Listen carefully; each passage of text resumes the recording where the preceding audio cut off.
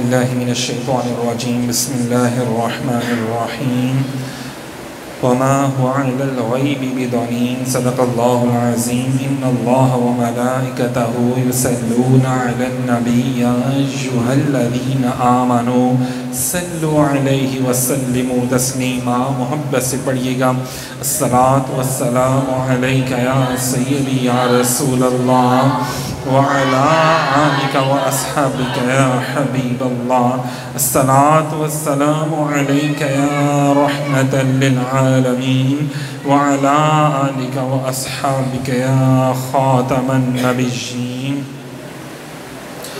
جو ہو چکا ہے جو ہوگا جو ہو چکا ہے جو ہوگا حضور جانتے ہیں تیری عطا سے خدایا حضور جانتے ہیں اور خدا کو دیکھا نہیں اور ایک مان لیا کہ جانتے تھے صحابہ حضور جانتے ہیں اور اے علم غیب کے منکر خدا کو دیکھا ہے اے علم غیب کے منکر خدا کو دیکھا ہے کیا تجھے بھی کہنا پڑے گا کہ حضور جانتے ہیں ہم نے تو نہیں دیکھا نا حضور نے دیکھا تو حضور جانتے ہیں اسی لیے تو سلایا ہے اپنے پہلو میں کہ یار غار کا رتبہ حضور جانتے ہیں اور عمر نے تن سے جدا کر دیا تھا جس کا سر عمر نے تن سے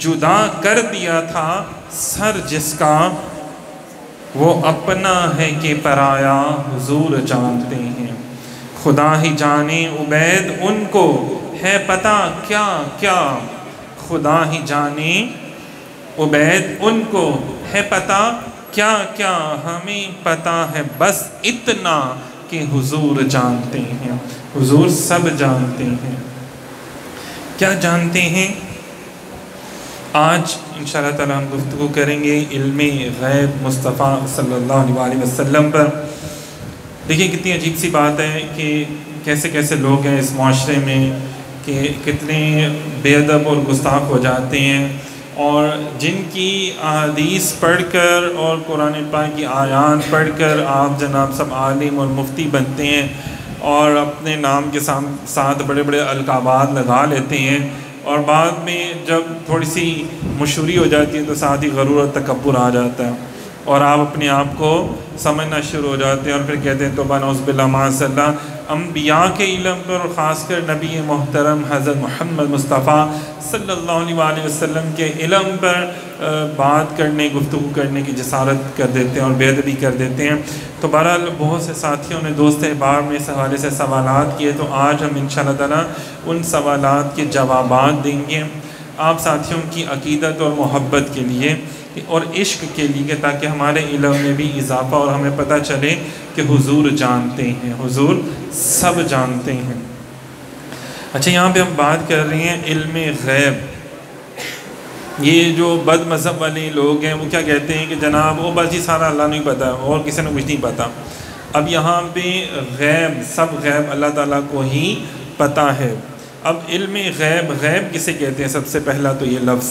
غیب جو ہے غائب مطلب جو مجھے نظر نہیں آ رہی چیز جو مجھے اپنے ظاہری حواس ہمارے کیا کیا ہیں آنکھیں ہیں ایسی ہیں نا آنکھوں سے ہم دیکھ سکتے ہیں کانوں سے ہم سن سکتے ہیں تو ان دونوں چیزوں سے ہمیں کوئی چیز نہ نظر آ رہی ہے نہ سنائی دے رہی ہے اور نہ ہی محسوس ہو رہی ہے ٹھیک ہے اور لیکن اس کے باوجود بھی اور وہ چیزیں ہمیں محسوس ہی نہیں ہو رہی نہ نظر آ رہی ہے اب تو اس کو کیا کہا جاتا ہے غیب کہا جاتا ہے مطلب چھپی ہوئی اب ایسے جنات ہمیں نظر نہیں آتے نہ محسوس ہوتے ہیں نہ ان کی آپس کی گفتگو ہمیں سنائی دیتی ہے منکر نکیر دونوں فرشتے ہمارے سائڈوں پر ہوتے ہیں ٹھیک ہے وہ ہماری باتیں لکھ رہے ہوتے ہیں کمرے میں کوئی پین چلا رہا ہو ٹھیک ہے وہ لکھ رہا ہو تو ہمیں آواز سنائی دے جاتی ہے پیپر اوپر آگے پیچھے ہمیں سنائی دیتے ہیں لیکن جو منکر نکیر یہاں پہ لکھ رہے ہیں وہ ہمیں سنائی دیتا ہے آپ لوگوں کو مجھے تو نہیں دیتا آپ کو پتہ نہیں لیکن مجھے تو سنائی نہیں دیتا بھائی نہ بولو تو صحیح بہرحال ہم تو بھائی اس چیز کا اقرار کرتے ہمیں کوئی نہیں سنائی دیتا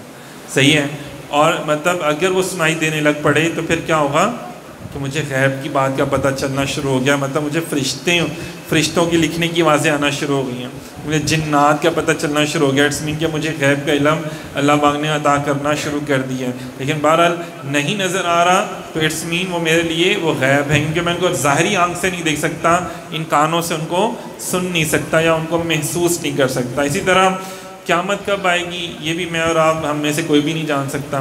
بے شمار ایسی چیزیں ہیں کہ جو بچہ پیدا ہونے والا ہے وہ نیک ہوگا یا برا ہوگا۔ چلیں ایک رپورٹیں آتی ہیں، الٹرا ساؤنڈ وغیرہ رپورٹس ہوتی ہیں ساری، تو اس سے تو پتہ چل جاتا ہے کہ نا یہ بیبی پیدا ہونے والا ہے، اس کی کوئی بیماری شماری، لیکن یہ نہیں پتہ چل سکتا کہ وہ نیک ہوگا یا برا ہوگا، یہ تو کبھی بھی نہیں پتہ چل سکتا نا۔ تو یہ بات کس میں آ گئی؟ غیب میں آ گئی کہ وہ ہمیں پتہ ہی نہیں ہے۔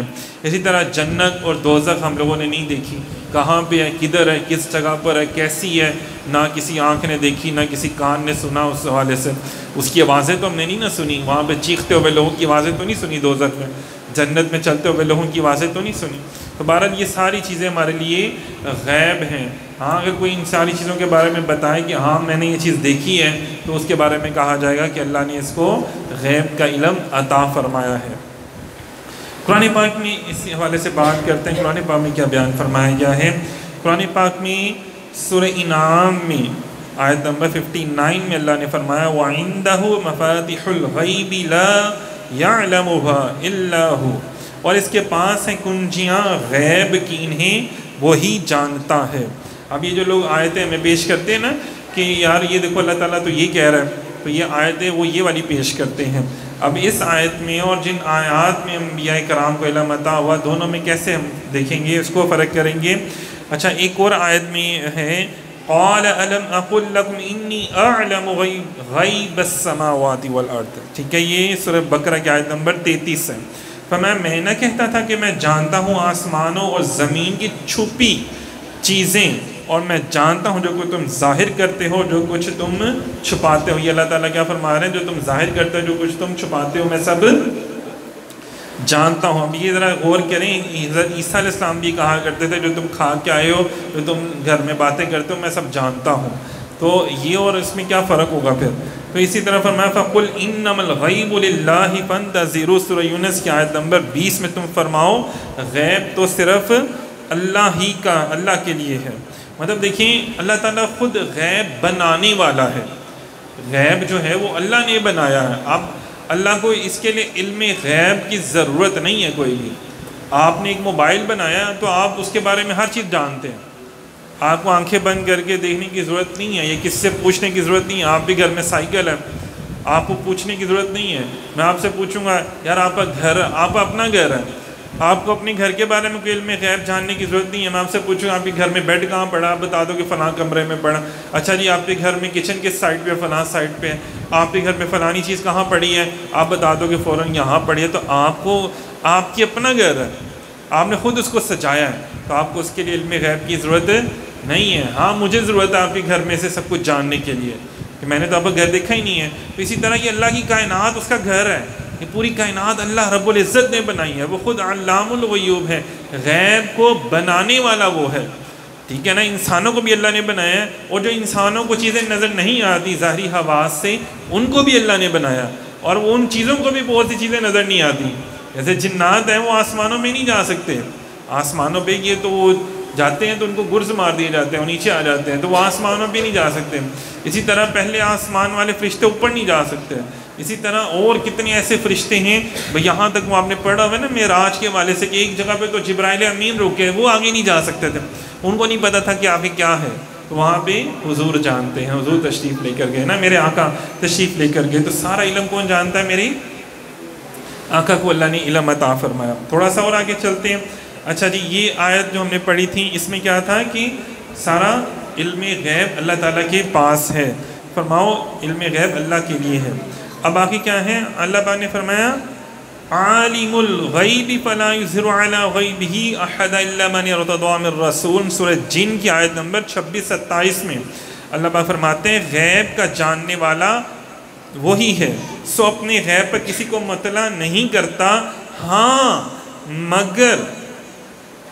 مگر اپنے کسی برگزیدہ رسول کو۔ یہاں پہ دیکھو اللہ تعالیٰ نے پچھلی آیتوں میں جو میں نے پڑھی تھی اس میں اللہ نے یہ کہا تھا کہ اللہ تعالیٰ کے پاس سارا علم غیب ہے، لیکن یہ نہیں کہا تھا کہ میں کسی کو دیتا نہیں۔ یہ تو نہیں کہا تھا. اور یہاں پہ اللہ تعالیٰ سورہ جن میں کیا فرما رہے ہیں کہ سارا علم غیب اللہ پاک کے پاس ہے، کیونکہ اسی نے بنایا ہے. تو ظاہری بات ہے اس کا اپنا ذاتی ہے، اس نے بنایا ہے، اس کے پاس ہے. ہاں لیکن وہ دیتا بھی ہے کس کو؟ جو برگزیدہ ہو جاتا ہے اس کے ہاں، جو اس کی عبادت اور ریاضت کرتا ہے، جو اس کا کہنا مانتا ہے.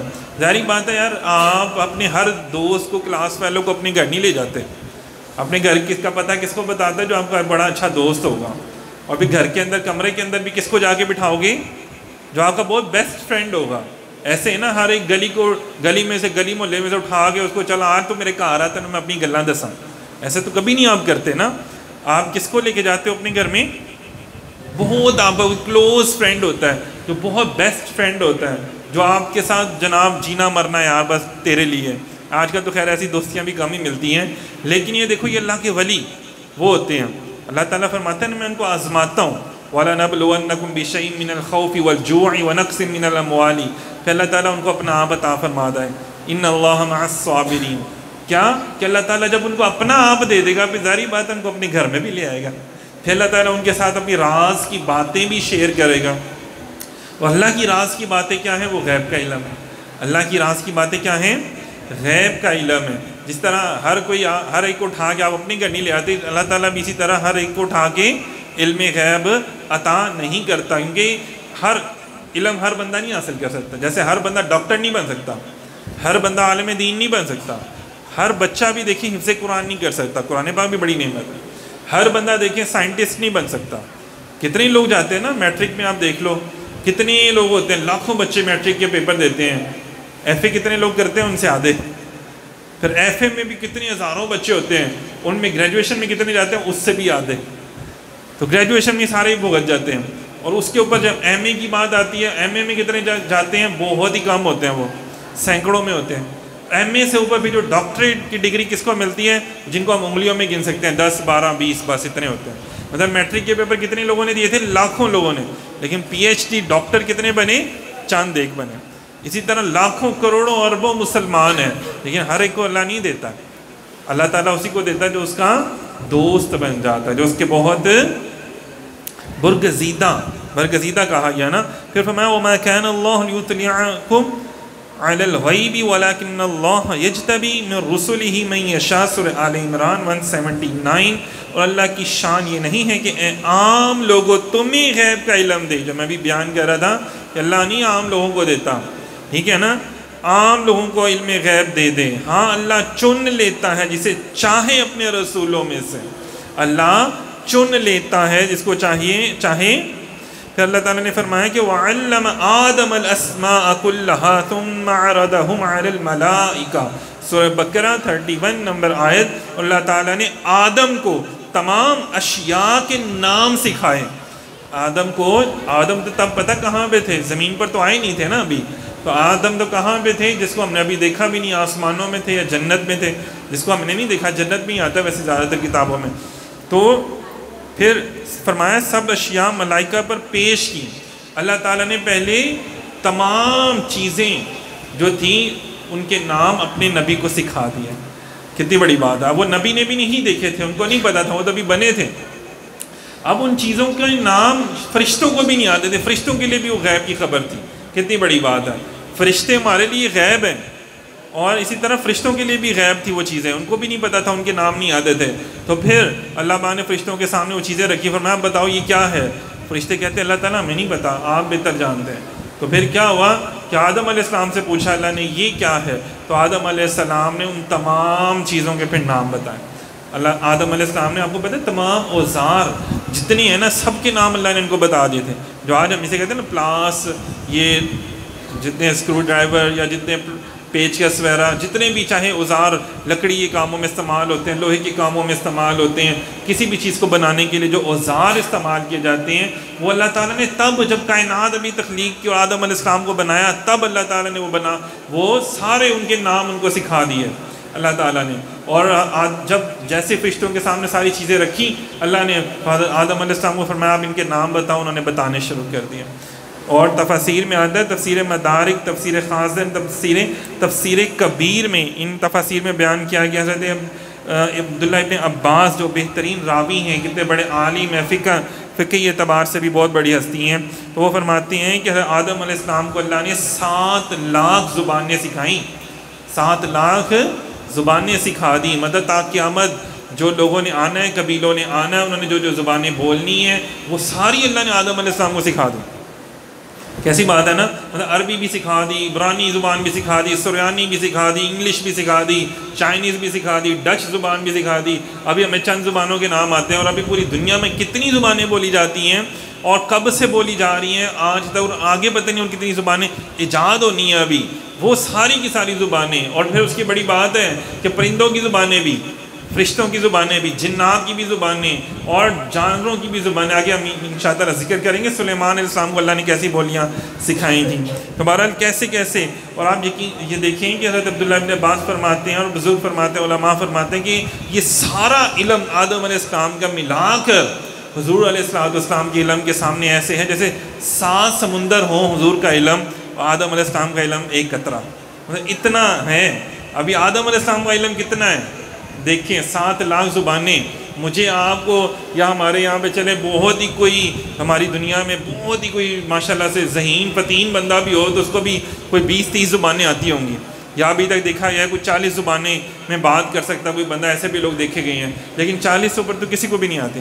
50 زبانیں، 60 زبانیں، چلو 100 زبانیں کسی کو آ جائیں، لیکن 7 لاکھ زبانیں کسی کو آنا یہ بالکل ہی عجیب ہے۔ تو یہ اللہ نے فرمایا کہ ہم نے آدم کو یہ علم عطا کیا، مطلب یہ قرآن پاک میں موجود ہے۔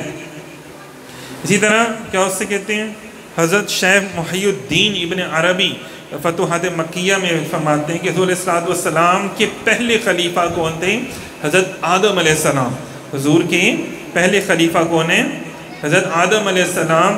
خلیفہ کون ہوتا ہے؟ نائب، مطلب جو اصل کی غیر موجودگی میں جو ہے وہ اس کی جگہ کام کرے۔ مطلب نبی پاک صلی اللہ علیہ وسلم کو اللہ تعالیٰ نے دنیا میں ابھی نہیں بھیجا، تشریف نہیں لے کر آئے سرکار مدینہ علیہ السلام، تو اللہ کی توحید کا درس کس نے آ کے دیا؟ ان کا نائب بن کر آدم علیہ السلام، اور اس کے بعد تمام انبیاء کرام حضور کے نائب بن کر تشریف لے کر آئے۔ اور جب دیکھیں نائب کو اللہ نے اتنا علم عطا کیا ہوگا تو جو اصل ہیں حضور علیہ السلام کی ذات، ان کا علم کا عالم کیا ہوگا؟ فرمایا وَيَكُونَ الرَّسُولُ عَلَيْكُمْ شَهِيدًا، سورہ بقرہ کی آیت نمبر 143 میں، اور یہ رسول تمہارے نگہبان اور گواہ ہیں۔ فرما دیا کہ میرے رسول جو ہیں وہ تمہارے نگہبان بھی ہیں اور تمہارے گواہ بھی ہیں۔ اب دیکھیں پھر آگے سورہ فتح میں، میں ذرا مختصر بیان کر رہا ہوں آیات کے ریفرنس کے حوالے سے۔ جو لوگ کہتے ہیں نا کتنے لکھے ہے دسو، تو ان کو بتانے کے لیے ویسے تو ایک آیت بھی کافی ہوتی ہے، لیکن میں نے ایک آیت بتائی، ابھی دوسری آیت سن لیں۔ ہم نے آپ صلی اللہ علیہ وسلم کو گواہی دینے والا، مطلب اِنَّا أَرْسَلْنَاكَ شَاهِدًا وَمُبَشِّرًا وَنَذِيرًا، بشارت دینے والا اور ڈر سنانے والا بنا کر بھیجا، سورہ فتح کی آیت نمبر 8 میں۔ اب دیکھیں بشارت کیا ہوتا ہے؟ آگے کی خبر سنانا۔ اب آگے کیا ہونا ہے میں اور آپ نہیں جانتے کہ ہم نے کل کا سورج دیکھنا کہ نہیں دیکھنا، لیکن حضور جانتے ہیں۔ آگے کیا ہونا ہے حضور جانتے ہیں۔ وہ بڑی مشہور حدیث پاک ہے نا جس میں حضور نے فرمایا کہ قیامت والا دن ہوگا، اور اللہ تعالیٰ کیا اس سے کہتے ہیں دوسرے انبیاء کی امتوں کو جب عذاب دینے لگے گا، وہ کہیں گی کہ یا اللہ ہمارے پیغمبروں نے ہمیں تعلیم نہیں دی، پیغمبروں کو بلایا جائے گا۔ تو کہ اللہ تعالیٰ نے ایک اصول بنایا ہوا ہے نا، ہر چیز کی گواہی ہونی چاہیے۔ پیغمبر تو پیغمبر ہوتے ہیں، وہ تو معصوم ہوتے ہیں، ان کی گواہی تو سب سے بڑی بات ہے، لیکن اللہ تعالیٰ ان سے بھی پوچھے گا آپ کا گواہ کون ہے؟ صرف ایک لوگوں کو شان بتانے کے لیے اپنے محبوب کی، پیغمبروں کی گواہی بڑی بات ہوتی ہے۔ تو پوچھے گا تو کہیں گے کہ اے اللہ تیرے محبوب کے امتی کون ہوں گے؟ جو خاص لوگ ہوں گے، ہر امتی نہیں۔ گواہی بھی دیکھو فاسق و فاجر کی جھوٹے کی گواہی قبول نہیں ہوتی، جو نیک اور صالحہ ہو اسی کی گواہی قبول ہوتی ہے۔ تو داتا حضور سے گواہی لی جائے گی، جو غوث پاک سے گواہی لی جائے گی، خواجہ اجمیر سے لی جائے گی، بڑے بڑے اولیاء حضور کی امت کی ہیں ان سے گواہی لی جائے گی۔ اللہ تعالیٰ ان سے پوچھے گا تم نے تو دیکھا نہیں تھا، تم تو اس دور میں موجود نہیں تھے، تمہیں کہاں سے پتہ چلا؟ وہ کہیں گے عرض کریں گے مولا تیرے محبوب نے ہمیں بتایا، نبی پاک صلی اللہ علیہ وسلم نے۔ اور پھر دیکھیں نبی پاک صلی اللہ علیہ وسلم ظاہری طور پہ یہ لوگ کہتے ہیں کہ حضور وہاں پہ موجود نہیں تھے، لیکن دیکھیں کہ حضور وہاں پہ موجود نہیں بھی تھے، پھر بھی حضور سب جانتے ہیں، اور حضور کی گواہی قابل قبول ہوگی کہ اللہ تعالیٰ کیا فرما رہا ہے کہ میرا محبوب تم پر گواہ ہوگا، شاہد ہوگا، وہ گواہی دے گا کہ واقعی مولا ان میرے یہ جو بھائی ہیں، یہ جتنے پیغمبر ہیں، انبیاء ہیں، رسول ہیں، انہوں نے اپنی اپنی قوموں کو جا کر تبلیغ کی ہے، دین سکھایا، انہوں نے نافرمانی کی ہے، یہ برے لوگ ہیں۔ تو بہرحال یہ گواہی ہے، کتنی بڑی بات ہے نا۔ اب یہ دیکھیں یہ سارا معاملہ کب ہونا ہے؟ قیامت والے دن ہونا ہے، اور حضور اب بتا رہے ہیں ابھی قیامت آئی نہیں ہے۔ تو یہ بھی دیکھیں کتنی بڑی بات ہے، قیامت کب آنی ہے یہ بھی علم غیب میں موجود ہے، اور اس کے بعد یہ سوال جواب ہونے ہیں یہ بھی علم غیب میں آتی ہے بات میں۔ تو کسی کو نہیں پتا، مجھے آپ کو کب کسی کو نہیں پتا قیامت میں کیا بات چیت بھی کیا ہونی ہے، سرکار وہ بھی آج بتا رہے ہیں۔ مطلب دیکھیے 1400 سال پہلے بھی حضور نے وہ چیزیں بتا دی، اور ابھی قیامت نہیں آئی، مینس کہ جو ہونا ہے وہ سب حضور جانتے ہیں۔ کبھی آپ بھی پڑھ لیا کریں نا کہ حضور میرے آقا سب جانتے ہیں، جو ہو چکا ہے جو ہوگا حضور جانتے ہیں۔ پھر فرمایا بے شک ہمیں تمہارے پاس رسول بھیجا ہے جو تم پر گواہی دے گا، سورہ مزمل آیت نمبر 15۔ اور جس دن ہم ہر امت سے ایک ایک گواہ جو انہی میں سے ہوگا ان کے مقابلے میں قائم کریں گے، ان لوگوں کے مقابلے میں آپ صلی اللہ علیہ وسلم کو گواہ بنا کر لائیں گے۔ سورہ نحل میں اور آیت نمبر 89 میں یہ چیز موجود ہے کہ تمام امتوں کے گواہ کون ہوں گے؟ میرے اور آپ کے نبی پاک صلی اللہ علیہ وسلم۔ جزاک اللہ بھائی، اینڈ کرتے ہیں۔